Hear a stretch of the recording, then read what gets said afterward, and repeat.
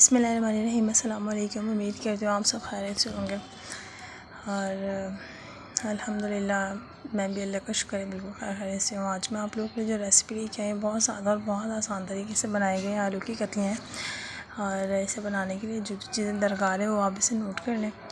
हस्बे ज़रूरत आपने तेल लेना है। नॉन स्टिक की कढ़ाई में, नॉन स्टिक के कोई भी बर्तन में चाहे तेल वैसे ही कम लगता है, लेकिन मुझे थोड़ा हल्के तेल का बनाना था इसलिए मैंने थोड़ा और भी कम लिया है। आप लोगों को अगर ज़्यादा थोड़ा रॉ नहीं खाना है तो आप उसके अंदर तेल थोड़ा सा ऐड कर सकते हैं। तो मैंने इसके अंदर सिर्फ ज़ीरा डाला और ज़ीरा को थोड़ा सा ब्राउन होने तक का इंतज़ार किया और उसके बाद मैंने इसके अंदर लहसुन अदरक मोटी मोटी कुटी हुई ऐड कर दी।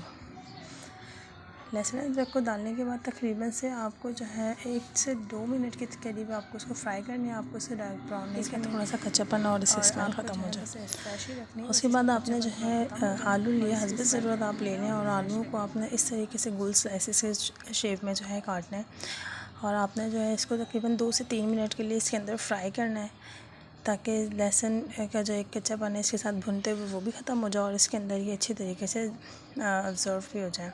अब मैं जो तीसरी और मेन चीज़ लेने लगी थी तो वो था मेरे पास मोटा कूटा हुआ गोल धनिया जो होता है, वो मैं हमेशा मोटा कूट के रखती हूँ ताकि वो ईज़िली हर चीज़ में डलने में मतलब देर ना लगे। तो मैंने इसको लिया और मैंने इसके अंदर ये ऐड कर दिया।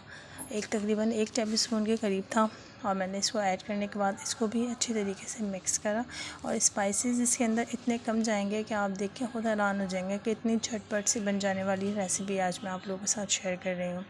यकीनन आप लोगों को पसंद आएगी मेरी वीडियो। अगर इस स्टेज पे ज़रा सी भी आप लोगों को पसंद आ रही हो तो आप सबसे गुजारिश है कि प्लीज़ मेरी वीडियो को लाइक कर दें और चैनल पे नए हुआ करें तो चैनल को सब्सक्राइब भी कर दिया करें और बेल आइकन को ज़रूर प्रेस कर दिया करें ताकि आने वाली न्यू नोटिफिकेशंस वीडियो की जो भी हो वो आपको आसानी मैसर हो सकें। जैसे कि आपने देखा स्पाइसेस मैंने इतने कम डाले, इसके अंदर मिर्ची, नमक, हल्दी और कुटी हुई मिर्च और हरी मिर्चें। अदरवाइज़ मैंने इसके अंदर खुश्क धनिया जो होता है वो नहीं डाला। और एक ये चीज़ जो है, अब आपने भूनने के बाद मसालों को 2-3 मिनट के बाद आपने टमाटर की प्यूरी डालनी है इसके अंदर। टमाटर को आप घर में भी पीस के ऐसे डाल सकते हैं क्योंकि ये मुझे ईज़िली लगता है इसलिए मैं हमेशा बना के रखती हूँ। तो आप लोगों ने क्या करना है, इसकी प्यूरी इसके अंदर ऐड कर देनी है। टमाटर की प्यूरी आपने हस्बे ज़रूरत और हस्बे ज़ायका ही करनी है ऐड, वरना क्योंकि लोगों को ज़्यादा नहीं पसंद होती या कम नहीं पसंद होती। आगे आप देखेंगे मैंने इसके अंदर कम क्यों डाली है, आप देखेंगे तो आपको खुद अंदाज़ा होगा। वीडियो आप लोग लास्ट तक ज़रूर देखनी है। तो आपने 1 कप भर के इसके अंदर जो है पानी डाला और आपने इसको जो है रेस्ट पे रख देना है। मीडियम टू लो फ्लेम पे बनाते हैं ऐसी कतलियाँ, वरना अगर तेज़ फ्लेम पे बनाएंगे हाई पे तो ये टूट सकती हैं। अब आप इसको रेस्ट दें।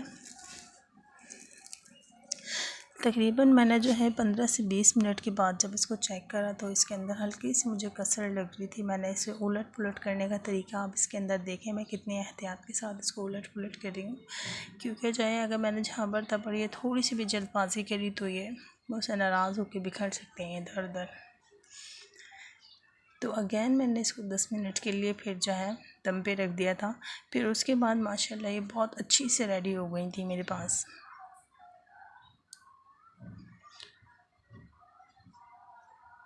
इसकी भुनाई से आप लोगों को अंदाज़ा हो रहा होगा तो ये कितनी अच्छी भुन गई थी और इन्होंने अपना मसाला अलग और तेल अलग हो गया था। और ये बनने के बाद वाकई मज़ा बहुत आया, इसको खाने में बहुत टेस्टी बनी थी और मैंने इसे दिल से बहुत बनाया। अब मैं इसके अंदर एक टेक्निक आप लोगों को बताने लगी हूँ कि मैंने तेल और मैंने टमाटर आगे जो है कम क्यों डाले थे। तो इसके अंदर एक अंडा मैं ऐड कर दूँगी। इससे जो है क्या होता है, कतलियों का जो फ्लेवर है एक अलग से ही एनहांस होता है। तो जो लोग सादी कतलियाँ नहीं खाना चाहते हैं वो इसके ज़रिए जो है उसको खाना पसंद करेंगे यकीनन।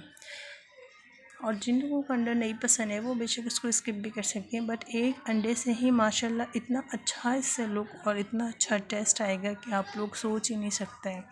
आप लोग अगर नहीं ऐसा करते तो यकीनन एक दफ़ा ट्राई ज़रूर करिएगा। इंशाअल्लाह ताला आप लोग के घर में भी उलटते पुलटते हुए मैंने बहुत अच्छी तरीके से जो है कच्चा पक्का कर लिया था और फिर मैंने इसको हल्के हाथ से ही जो है मैं इसको मुस्तकिल मिलाती रही ताकि ये एक जगह ना जम जाए और ये पूरे ही आलू की कतलियों में अच्छी तरीके से लग जाए। तमाम प्रोसेस अल्हम्दुलिल्लाह कंप्लीट था। बस इसको अब आपको जो है 5 से 6 मिनट तक फ्राई करना था और इसके बाद एक इस अच्छा सा इसका जो है लुक आप लोगों के सामने आ जाएगा इंशाअल्लाह ताला।